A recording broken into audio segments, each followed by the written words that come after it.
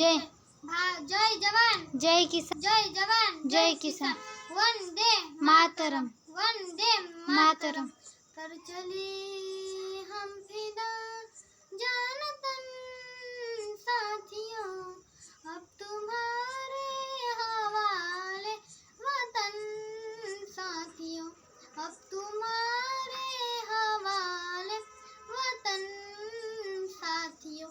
असं विश्वासानं मनच स्वातंत्र्यासाठी सर्वस्वार्थ समर्पण केलेली पिढी हळूहळू स्वराज्य बदलावून रूपांतरित झाली आणि नव्या पिढीचा नवा जोश कसा देईल या तऱ्हेच्या स्वातंत्र्यानंतर 26 जानेवारी 1950 रोजी राज्यघटना अंमलात आली।